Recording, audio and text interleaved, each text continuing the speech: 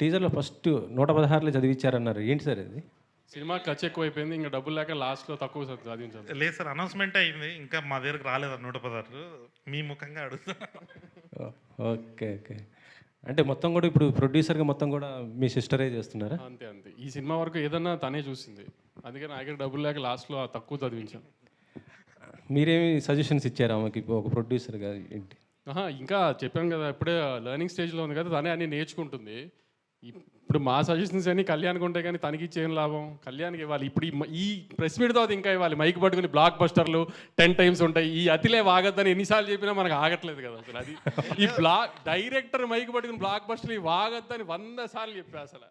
లేదండి, ఇంతవరకు చెప్పలే. బట్ ఇప్పుడు తీసుకుంటాం. ఇప్పుడు వంశాన్ని వచ్చి ఏదో ఒకటి అనకపోతే మేమే అనాలి అన్న ఒక మాట మీ సైడ్ నుంచి ఒకటి. సితార అంటేనే బ్లాక్ బస్టర్ సార్. ప్రతిది కూడా ఇప్పుడు సినిమా చూసి మీరు బ్లాక్ బస్టర్ అని చెప్పిన తర్వాత ఆ రోజు సాయంత్రం మనం మాట్లాడుకుంటే బాగుంటుంది. ఆ రోజు బ్లాక్ బస్టర్ అంటే మేమందరం కూడా చెప్తాం. ఇప్పుడు ఎందుకు ఏంది మంచి సినిమా తీసా మీరు వచ్చి ఖచ్చితంగా నవ్వుకుంటారు. అంతవరకు చాలు కదా. ఈ బ్లాక్ బస్టర్లు ఏంది ఎందుకు? మళ్ళీ రేపు ఏమైనా అయిందనుకో అతనే తిడతారు. అన్నీ అలవాట్లేదు కదా. మీకు మాకంటే బాగా అలవాటు, అతనికి అలవాట్లేదు కదా ఇవన్నీ. మాకంటే ముందు మీరు చూసే ఉంటారు కదా, ఎలా అనిపించింది? అతను చెప్పినట్టు ఈసారి కూడా కథ ఏం ఉండదు. అలాంటి ఏం ఎక్స్పెక్టేషన్ రాయకండి.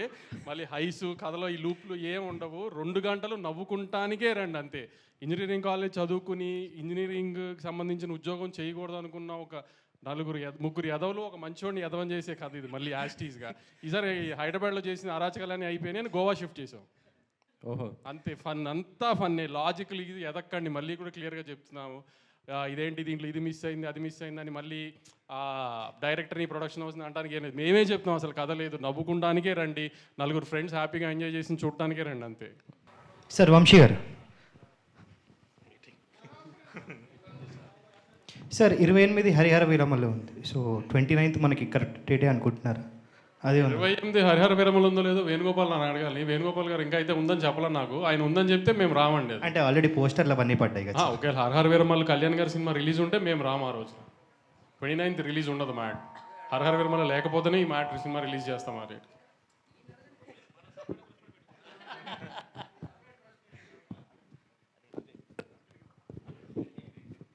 వంశీ గారు, నేను వెంకట్ ఎన్టీ